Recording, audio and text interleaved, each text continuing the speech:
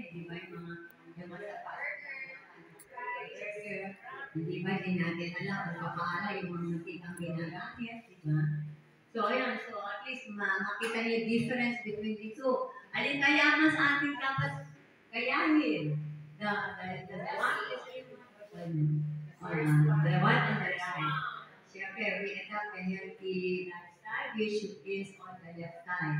Kaya ang kakainin natin is more on mga gulay, veggies, fish. As much as possible, nung amin, di ba matatanda? Parang matatanda ko kami, nanay ko na matatanda. 70s na 70s. Oo. Nung natatandaan ko, kumain lang kami ng baboy once a week. Usually, mga gulay-gulay. Pero ngayon, mga anak-anak ninyo, particularly, no, ayaw kumain kung di baboy ang ulam. Ganon, kaya tayo masyadong nakakasakit. So, tapos na dyan, ha? So, alam na natin what we have to adapt, anong klaseng lifestyle. So, on the next one, about the stressors. Ano mga stressors natin? Iba-ibang emotions natin, di ba? Ang iba-ibang emotions natin which affect our organs. Ano nangyayari dyan? For example, when you get angry, so what happens? Okay, it weakens our liver, so let's avoid all these stressors. Number two, the second one, the lungs naman natin, and breathe. So it weakens our lungs. Yun naman worry. Kaya pag tayo nag-worry, manonotice nyo, parang nasisira siya natin, di ba? Yung nakapit talaga yung ating stomach. Pag tayo, especially pag yung alak, estudyante tayo, nakakraming tayo, di ba? Kasi nininervous tayo, gawa ng kung baka may examination, hindi tayo nakapag-aral, kaya stress or talaga yan.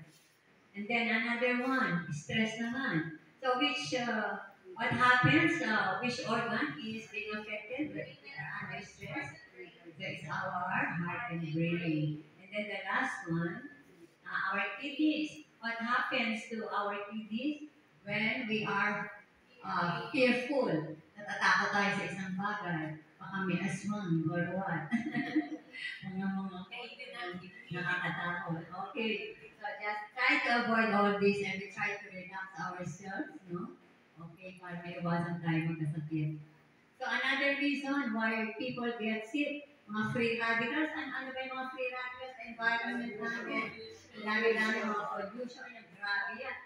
Especially yung smoke emitted by mga tricycle, nakaka-cause ng allergic rhinitis. So we might as well avoid these free radicals, no? Tapos yung mga genetics naman, yung mga modified, yung mga genetics naman yan, yung mga GMO, no? Genetically modified, mga hindi maganda yung mga yung ginanamit yung mga pagkain natin, no? So be careful, ha? So, next please. So,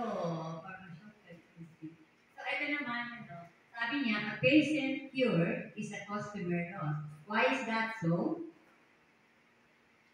Loss na big fun. Yan ang nagiging kalaban natin, di ba? Bakit kaya? Pagka kasi siyempre, kaya natin, nag-offer tayo ng mga senior sa ating mga prospects ninyo. Pag napagaling ninyo siya, that means kasi hindi matutuwa yung mga farmasya. Gawa na, nababawasan, pag pinagaling ninyo, nababawasan ang kanilang mga customers, di ba? A patient cure is a customer loss. Yan. So, ano naman ang nangyayari? Di ba? Lipak na sa lapit. Ang kanilang kinikita dahil lang napakaraming may sakit. Especially so, kung hindi nga nila alam kung paano papagalingin ang kanilang ang daming mga mesak na hindi naman, actually, mga sintomas na pinapagaling, actually, no, di ba? Hindi naman nila napapagaling yung root cause. Hindi na inaalam. Kaya nangyayari, bili lang tayo, bili ng gamot, sa diabetes, whatever, pero, ang sintomas na lang nawawala, nadodo pa rin ang diabetes ninyo, hindi ka natutulungan. Whereas, kung magtitake sila ng cereal, di ba? Gagaling sila. Okay, next. So, meron tayong tinatawag na alternative medicine. Ito yung ginagamit ng matatanda ng araw, di ba? kung di pa man po yung mga gamot-gamot na yan, we are always, yung mga halaman na yung ginagamit ng mga even na marami. Siyempre, medyo ang buhay natin medyo pricey lahat ng mga binibili natin. Kaya they resort to the use of alternative medicine. Lalalagan sila ng mga kung ano-ano yung mga medicinal plants, mga ganun, di ba? Tinuturo na yung mga available. Oo. So, ayan. Ayan, alam mo, nakakapit pala ng dalawa. So, ayan, let food be thy medicine and medicine be thy food. Di ba? O, ayun, gaya ng ating ginagawa nga sa senior drinks, di ba? Pagkain na talaga yun, pag tayo kumain actually, di ba? Yung especially so, yung gustong ma-dieta, yung maging may slim sila, maging sexy, di ba? Pagkain na, kakain yung isang natin dating kasama, hindi siya nagkakailang lapunan. Dahil because very nutritious ito, the components are so potent, very efficacious sila, very, very good. Yung mga component, doon na lahat ng mga nutrients na kailangan ng ating katawan. That's why, ayun, natutulungan tayo. So, ayan nga, we resort to the use of these plants, mga herbs, mga lalo na ang ginamit dito ay stevia lang, plant din, hindi siya gumagamit ng sugar, yung mga refined sugar. And then they use the stevia para plant-based din. So, ito yung may Genesis 1, chapter 1, series 29. So, it says, okay, please read. Let's read all together. God said, see, I give you every seed-bearing plant that is upon all the earth, and every seed-bearing fruit, they shall be yours for food. So, di ba talaga sa atin ng Panginoon, di ba, puro mga plants lang naman talaga, di ba? O tapos kaya lang, ito na-introduce ng mga western countries ganyan, sila nag-introduce sa atin. Kaya tayo natutong kumain na ng mga animal foods. Di ba dati naman, kailangan lang talaga natin fruits, veggies, at isda. Ha? We have to limit na lang the intake of mga animal, kasi nakakasakit lang tayo. A lot of people get sick because of what they eat. So they categorize these foods into different colors, no? Yung white for the immune system. Ayan, ano yung mga white na nakikita niyo sa picture, no? Yellow, white skin. So white, I repeat, white is for the immune system natin, diuretic siya, mapailit, para tayo, para malinis. That's one way to detoxify our system. So yellow, for skin health and elasticity, and for healthy bones. Yan, So they're so simple naman to understand. Red naman, improve our cardiovascular conditions para sa heart. Para hindi na tayo magkaroon ng sakit sa puso. Green, ano yan? Depurative for the liver. Body detox, parang nililinis purification yun ng ating liver. And then purple, to improve your sight, anti-aging. Yan ang paborito namin, anti-aging. Siyempre, sobra na, over-age siya. And then orange, that's for our skin and stomach, body detox. So all of these serves to detoxify our system naman. That's the use of all these plants, no? So now, we have the 8 natural doctors, no? One is nutrition, which is very good. Yeah, without nutrition, what happens to us? Ano mangyari kung wala tayong kinakain? Exercise. Don't forget to do your exercise every day. At least 30 minutes exercise a day. Kailangan natin gawin yan. Then water. How many glasses of water do we need to drink every day? 6 to 8. At least 8. It could be more, depending on what you do. Sunshine. Sino nagpapainit? Siyempre, at yung exposure siya. Kailangan lang ma-expose nila ng skin para makakuha tayo ng vitamin D.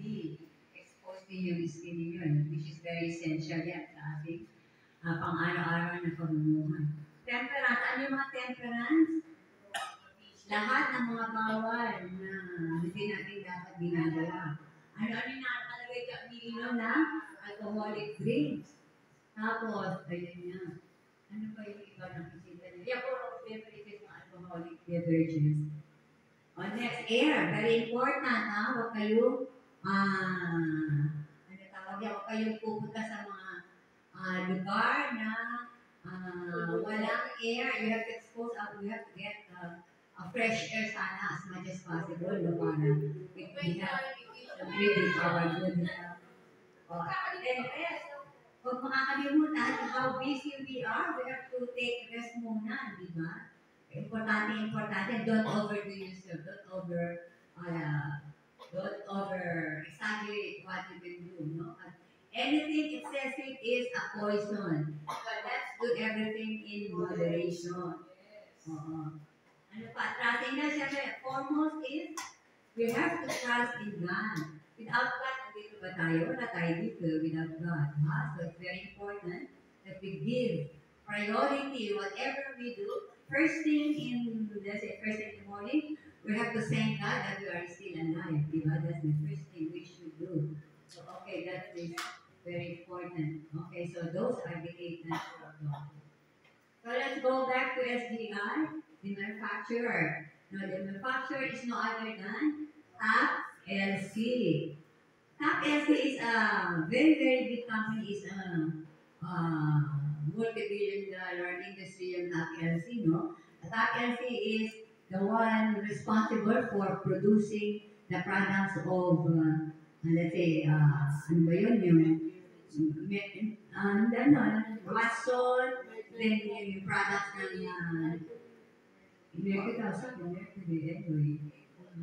At saka yung mga products ng Avon. Yan, sila gumagawa ng maraming mga sila, no? So, Top LC, sila ay ang gumawa ng ating senior drink, as we have said, is Top LC. Ang nag-formulate nito is no other than tatlo silang scientists and 2 medical doctors. They were the one responsible for formulating this very, very good and efficacious product that we have. No? Okay. So as you can see, they have already 14 years in production history. So matagal na sila, hindi sila bagong kumpanya. So talagang very good talaga sila at talagang well equipped sila. They're